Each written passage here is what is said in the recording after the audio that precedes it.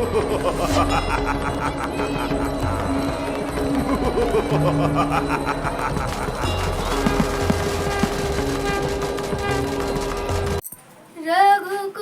रीत सदा चली आई, प्राण जाई पर वचन न जाई। जय श्री राम दोस्तों। आज मैं रामायण पढ़ रही थी। वहाँ मैंने देखा कि कई जगह रावण को दशानन भी कहा गया है। तो आज मैं आपको बताने आई हूँ कि रावण को 10 शीश वाला क्यों कहते थे, या उसके वाकई में 10 सिर थे या उसका कोई और कारण था।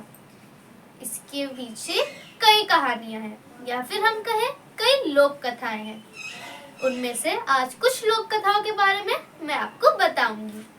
पहली लोक कथा जो हम में से कई लोगों ने सुनी है, वह यह कहती है कि रावण भगवान शिव का एक बहुत बड़ा भक्त था।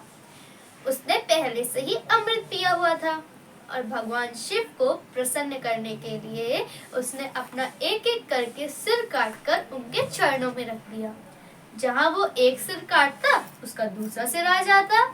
ऐसे करते करते उसने 9 सिर काट के भगवान शिव के चरणों में अर्पित कर दिए।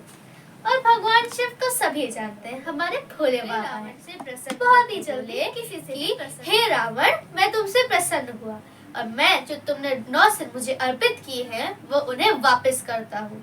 इसी कारण से रावण के 10 शीश हो गए। ये कथा तो सबने सुनी है। आज मैं एक ऐसी कथा भी बता रही हूँ जो कि बहुत कम लोगों ने सुनी होगी। कहा जाता है कि रावण के पास एक अमूल्य माला थी जिसमें 9 मणियां थी। वह हमेशा अपने गले में पहना रहता था। वो माला की जो मणियां थी वो ऐसी थी कि उसमें रावण के शीश दिखता था। इसी चक्कर में ऐसा लगता था कि रावण के 9 शीश और एक असली शीश 10 शीश है। इसी कारण काफी लोगों को रावण के 10 सिर होने का भ्रम पैदा हुआ था और इसीलिए उसे दशानन कहा जाता था। एक कथा और भी है। हम सब जानते हैं कि रावण एक बहुत बड़ा ज्ञानी था। उसके पिता भी ऋषि विश्वा थे जो कि बहुत ही ज्ञानी और तेजस्वी थे। उन्हीं का पुत्र होने के नाते रावण में भी उनका ज्ञान और तेज आया था। रावण को 6 दर्शन और 4 वेद कंठस्थ थे, इसीलिए उसे 10 कंठी भी कहा जाता है। हो सकता है कि यही 10 कंठी आगे चल के 10 सिर वाला समझ लिया गया हो और इसीलिए रावण को 10 शीश वाला कहा जाता हो, बल्कि उसके असली 10 शीश कभी हो ही ना। ऐसी तो बहुत सारी कथा है और किसी ने रावण को देखा तो नहीं है, तो हम कह भी नहीं सकते कि कौन सी कथा सच है।